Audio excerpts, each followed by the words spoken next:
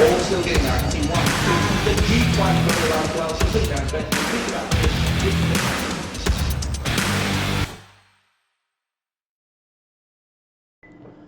Hi everyone, John McLeod from Macbet. Just going through our roundup of Saturday and how we played it and how we thought the track played. Interesting day. We were sort of thinking that maybe a little bit away from the fence was going to be the place to be. The last time the track was at this position, the fence played pretty good, but as we said in the podcast in the morning, the track was a little bit wetter than that day, so it was going to be a moving out to the middle of the track as the day goes on. I think that's pretty much how it played. It probably was a little bit more. It quickly went off on the inside part of the track, I believe. The outside was definitely better. There was a couple of horses later in the day that ran on along the fence, but I think they're going quite good, and the sectionals actually suited them, or the back markers, to run on. As far as Eagle Farm goes, I'm sort of thinking along the lines of what I even said on the podcast again on Saturday morning, was that it's more a momentum track. A lot of these horses don't seem to be able to quicken.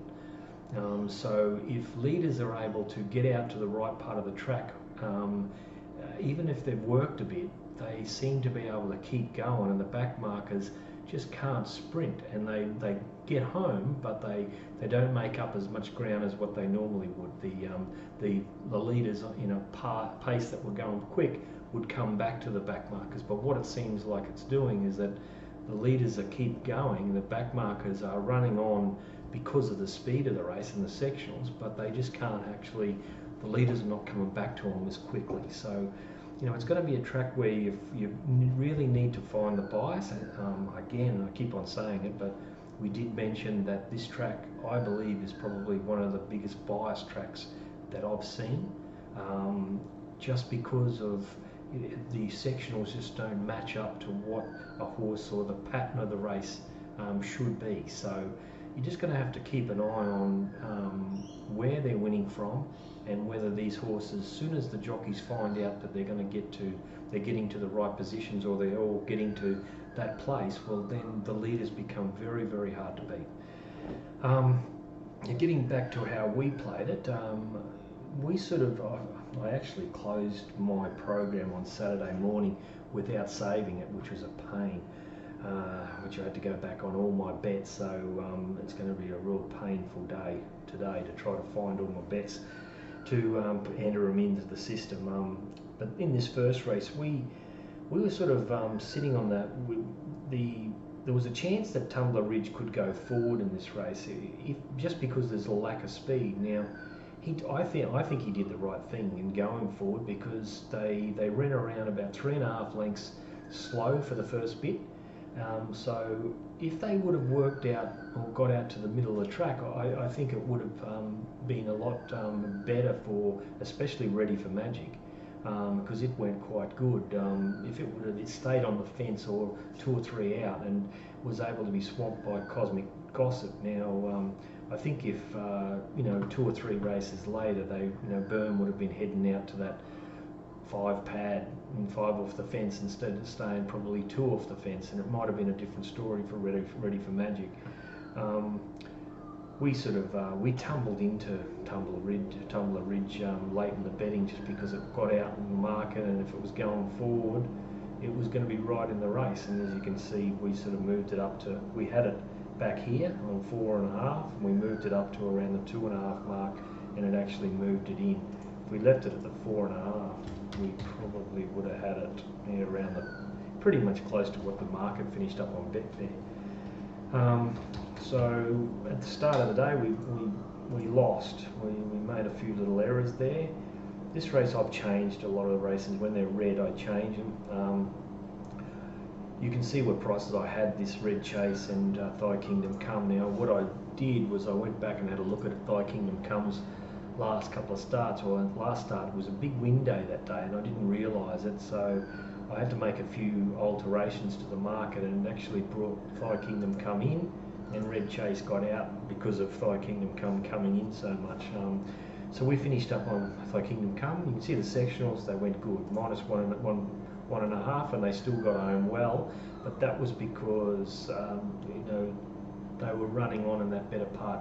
Red Chase did get to the better part halfway, most of the straight, and then roll back in. And then when he rolled back in, the other horses out wide started to make ground on him. So again, you just need to stay out there. And but we finished up on Thy Kingdom Come. I thought it had shot to bits. I really believe if he stayed 4 or 5 off the fence, he would have won the race. But he rolled back onto the inside and made a blue there. And but it was early in the day, no one really knew. So that was our problem. We did a fair bit on that, and it was painful because of Red Chase winning the race. And early in the piece, we were we were happy to be on Red Chase. Third race, this race I didn't like at all. I don't think I knew by this stage that the fence was totally off. I was sort of thinking that it was probably no good, but I wasn't going to put my faith in that comment. So I didn't play in this race at all, but we sort of were given Stellar Power a little hope because it would race up on the speed. Desert Man, he's a bleeder, but he didn't go too bad. He was on the worst part of the track. They didn't go fast, but again, the horses out wide were able to get down these horses on the inside part of the track just because they were, probably about 2 or 3 lengths inferior on the inside there. So that was that race. Race 4, we did the right thing here. We jerried that the fence was no good, so that was going to become Red Steiner. It's going to really play into its hands. So Dapper was going to be always first on the scene. Now, what we did was we pushed everyone into Red Steiner and to save on So Dapper on the audio, and it worked out well. He just she rode it well, Red Steiner. She come in the right part of the track and was able to get these down. And So Dapper thought it was a little bit disappointing. He just knocked up the last little bit. Seat of Power improved, and it's going to improve again. But we I think what we did in this race, we pushed the speed up of the race to actually make these back markers get home, and it was sort of pushing us into, well, still So Dapper and Red Steiner. It wasn't that big, but it was Red Steiner around the $6 to $7 mark. It was all right. That's what it pretty much was. So it was pushing us into Red Steiner around the $6 mark, and So Dapper, it was a break square type of situation. Next race, this race we thought it was still pretty good here for us, apart from Shooting Love, which I still threw something on it, $10. I thought it was going to go okay, but it was helping these horses back in the field. I was very scared about Plenty, that he would stay on the fence, and he did. So I threw something on him with it. I didn't make him too big a winner, but I had Totally Charmed, a really good winner. So it was, they went to the line together. Shooting Love dropped out, and but Plenty was the horse that got up on the inside today. The section, as you can see, -3. They went quite quick early, and they just walked to the line. So they had to run on, and that's why Plenty got down Totally Charmed in the last little bit. But we won something, but Totally Charmed would have been the result. The next race, I didn't play in this race at all. Rothfire, I think it was around 270, 280 when I was thinking about backing him, and there wasn't that much value. Isotope was evens, and it got out to $3. Well, we had it around the $3, and it blew out. She didn't go too bad, Isotope. She kept on trying. Sectionals they didn't go very fast, and they got home okay. So Rothfire, he had it fairly easy, come out to the right part of the track. Perfect ride by Bird.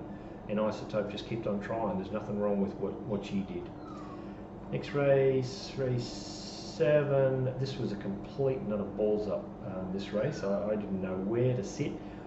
Early in the morning, I couldn't get Canaan anywhere near the market. And then all of a sudden, this is what we changed. And then all of a sudden, I thought, it's coming out of a group race in Sydney, 3-year-old. They're better than ours. Our horses all these horses have been going round and round. And so I thought the up-and-coming horse was Canaan. But the only thing I had in my mind was that there wasn't a lot of speed in the race, and the other day with Canaan they went very quickly and he had to run on. Now he did have the 35 days off. He ran on. You know, the sectionals were really good. I can't make head and tail of this race because they've gone very fast and they've got home only just, and Supergiant was able to keep on kicking. Now that sort of pushes you towards what I was saying, that if you get out in the middle of the track, and even if you're going fairly fast, it makes it hard for the back markers to get over the top of them, and exactly that happened here. That's one of the races that really pushes me in towards what I'm saying about Eagle Farm. I fiddled around in this race. I threw something on profit. Never ever get me again, and that's about all.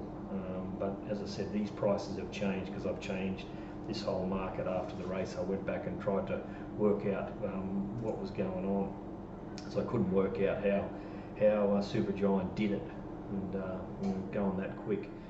This next race, this is another race that, you know, poor sectionals haven't gone fast, and they've got home, you know, okay without being flash.